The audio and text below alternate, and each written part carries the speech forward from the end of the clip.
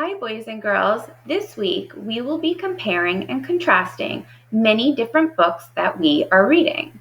When you compare, you are telling how they are similar or alike, and when you contrast, you are telling how they are different. This week we are going to be reading fiction and nonfiction books and comparing and contrasting them. Just a reminder that a fiction book is a made-up story and it is not real. You'll see illustrations or drawn pictures, characters, people or animals in the story.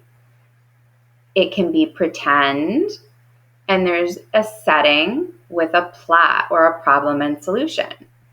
Nonfiction books, as a reminder, are teaching books that give us information and facts.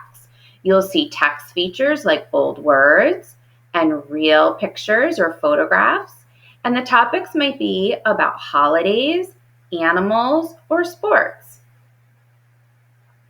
Today, we are going to read A Present for Mom, and this is a fiction book, so it's made up. The author is Vivian French. It was the day before Mother's Day. Stanley went to see his big brother Rex. "What are you giving, Mom?" he asked. "Flowers," said Rex. "She likes flowers." "Good idea," said Stanley, and he hurried off to the garden. Stanley picked 5 of the biggest flowers that he could see.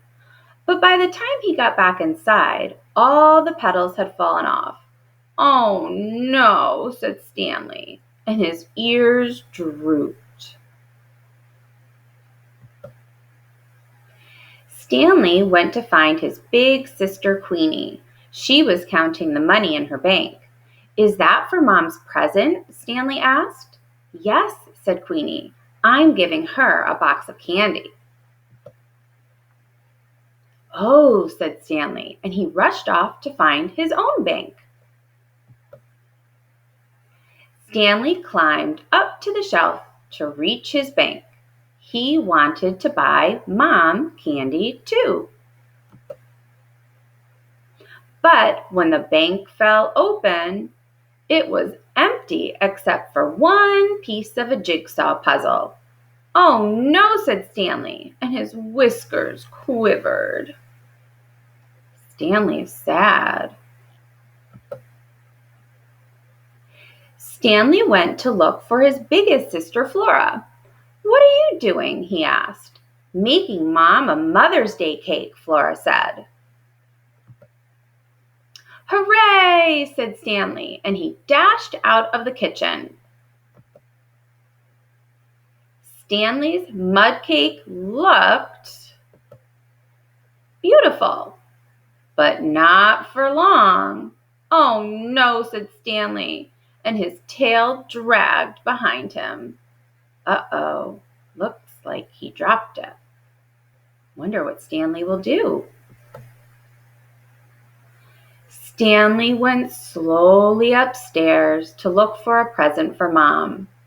He tipped out his cardboard box of cars, but they were all chipped or dented.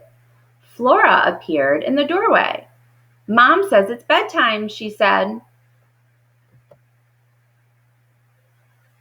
There's Stanley, trying to think of what to give his mother.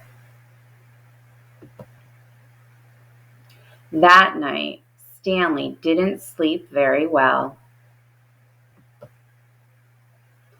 Early next morning, Flora, Queenie, and Rex came into Stanley's room. "What's the matter?" Rex asked. "I don't have anything for Mom," said Stanley. "Just give her a kiss," said Flora.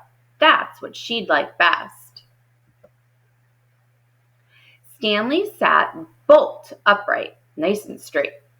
"I know," he said. "I know what to do." "Are you coming?" said Queenie. "In a minute," Stanley said. Flora, Queenie, and Rex went downstairs to give Mom their presents. "Flowers," said Mom. They are lovely, and my favorite candies, and what a beautiful cake. But where's Stanley? Suddenly, Stanley was standing in the doorway carrying his big cardboard box. Happy Mother's Day, he said. Mom opened the box. Stanley, said Rex and Flora and Queenie, there's nothing inside. Yes, there is, said Stanley. It's a box of kisses, and I filled it right up to the top.